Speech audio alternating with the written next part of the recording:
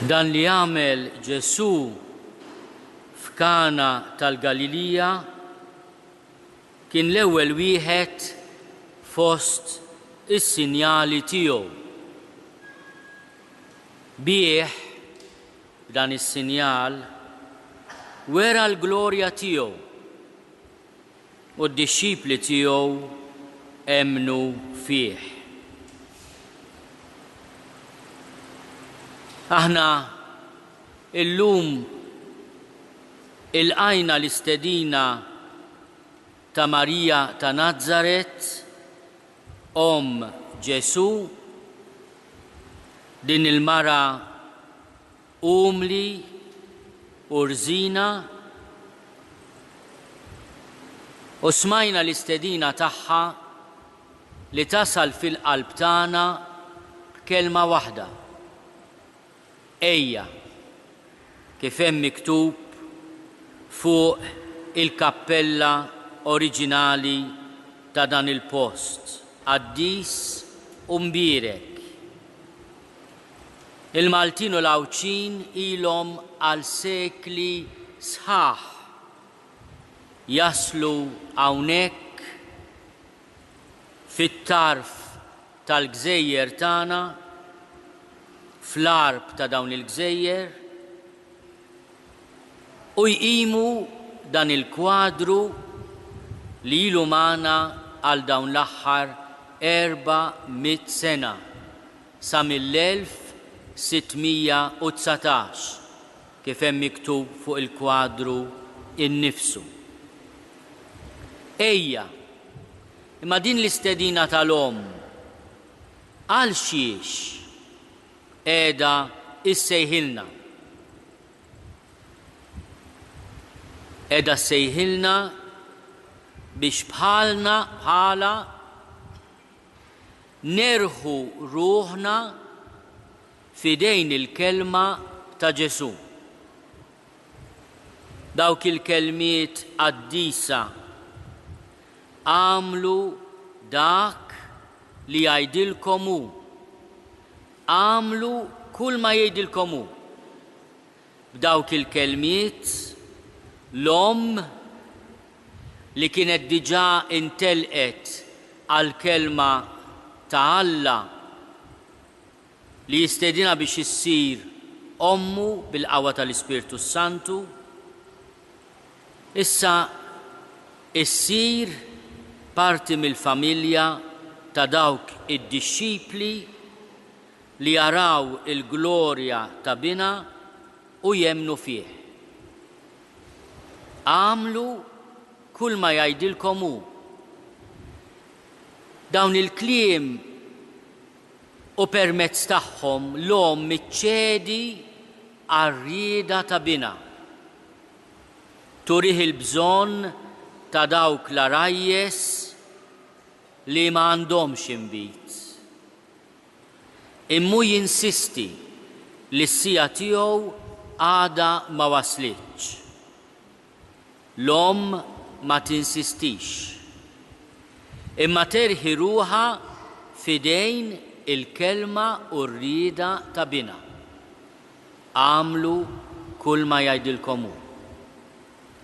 U tikkonferma dak li qal meta qalulu hawn ommok u ħutek jistennewk barra, u dar lejn min kien qed jisimgħu u għalilhom dawn hu mara ommi u ħuti, kull min jisma' il-kelma ta' Alla dak huwa ħija u oħti u ommi. Għamlu kull ma jgħidilkom hu. Isimgħuh u obduh. F'din il-kelma l-om tantiċipa il-kelma tal-missier ta' Smewiet li fuq it-Tabor jgħidilna dan u ibni l-Aziz isimgħu lilu. Nistgħu ngħidu li l-missier tas-sema u l-om fil-ordni tan-natura jgħidilna dan u ibni l-Aziz isimgħu lilu. Nistgħu ngħidu li l-missier tas-sema u l-om fil-ordni tan-natura jgħidilna dan u ibni l-Aziz isimgħu lilu. Nistgħu ngħidu li l-missier tas-sema u l-om fil-ordni tan-natura jiltaqgħu meta jagħtuna l-istess parir. Għamlu kull ma jgħidilkom hu. Marija tistedinna biex nidħlu fid-dar tal-familja ta' Ġesu.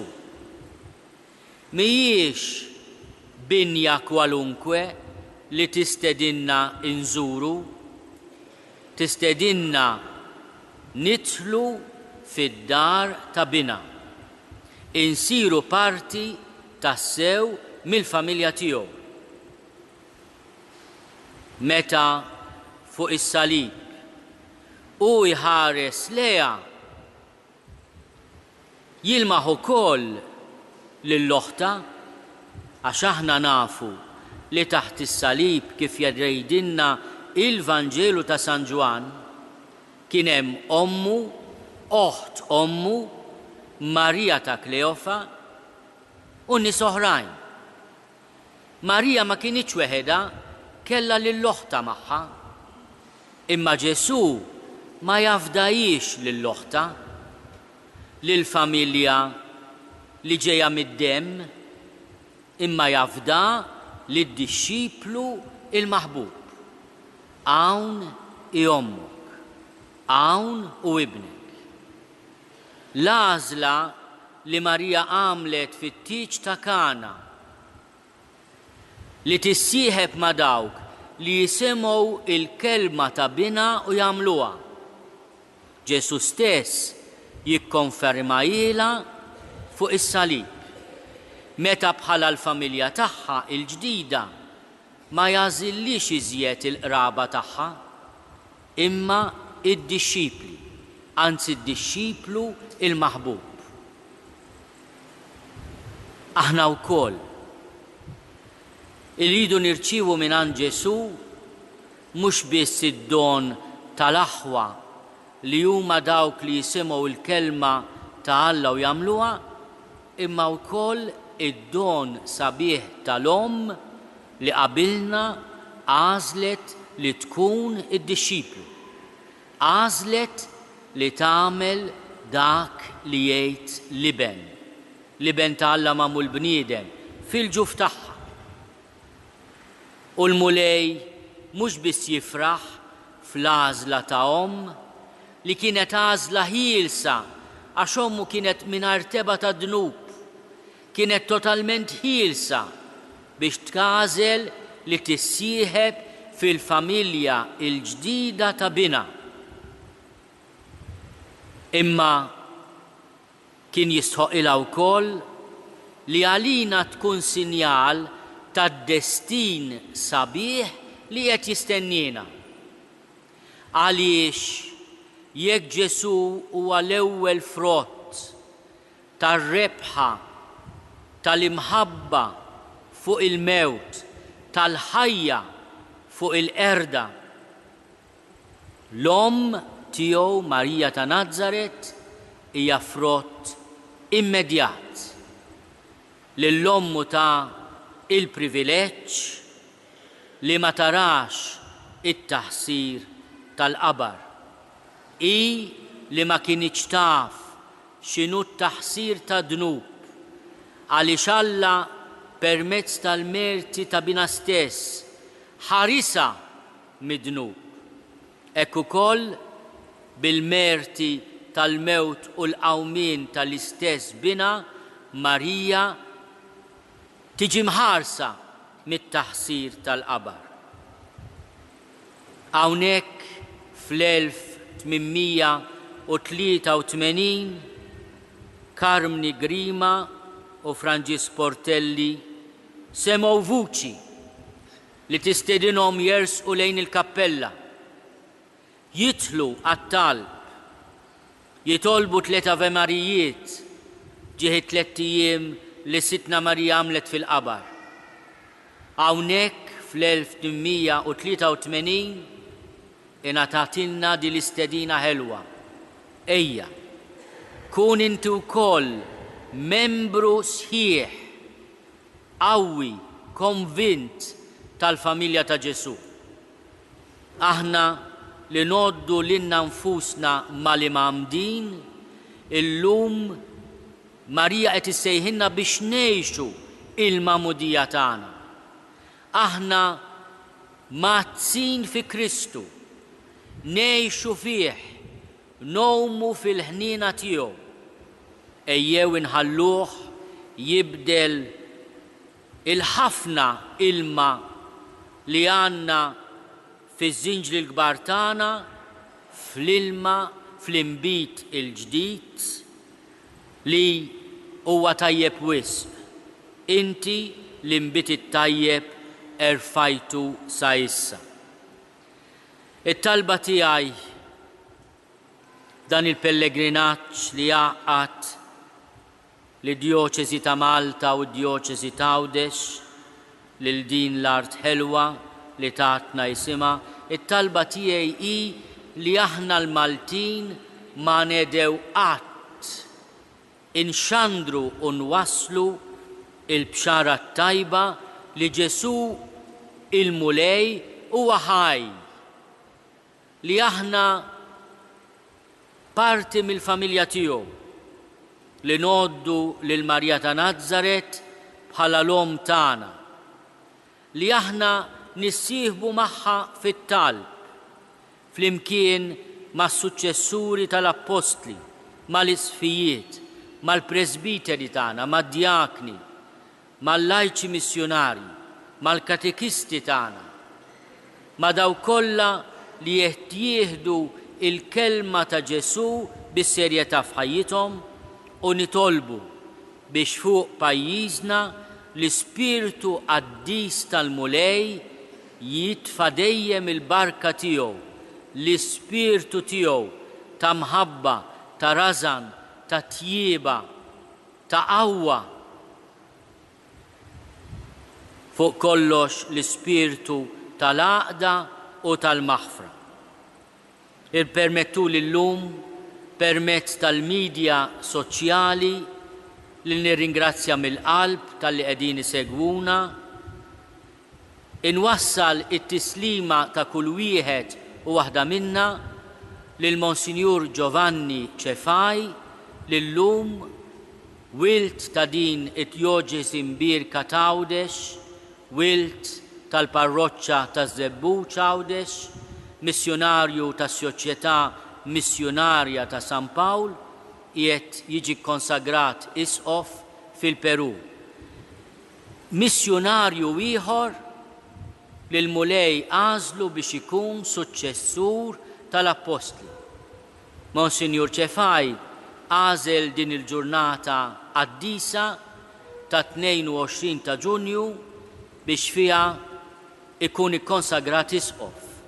Aħna nawgurawlu u nsellmu il-tant isfijiet Maltin u Għawċin li qegħdin isegwu il-popli ta' Alla madwar id-dinja. Jiena nixtieq insellem b'mod partikolari lil Monsinjur Buġejja li l-ħidma tiegħu fil-Libja kif tafu hija waħda mill-iżjed ħidmiet diffiċli li hawn fil-Knisja bħalissa. Nitolbuh u nweduh is-sapport kollu tagħna. Ma nixtieq ukoll insellem lil ħuti l-isfijiet, mod speċjali lill-isqof ta' din id-djoċesi lil hija l-isqof Mario. Nistedinkom biex titolbu għalina ħalli aħna nkunu dixxipli tal-mulej, li aħna ukoll lilkom ngħidulkom il-kliem ta' Marija u dak biss ikun il-kliem ta' fomna. Għamlu kull ma jgħidilkom il-mulej Ġesu. Nitolbu għas-saċerdoti tagħna, għad-djakni, imma nixtieq ukoll nitolbu għall-lajċi tagħna, għall-familji, għal kull min qiegħed jieħu sehem fis-servizz tal-komunità fil-waqt li nsellem lill-Onorevoli Ministru għal Għawdex.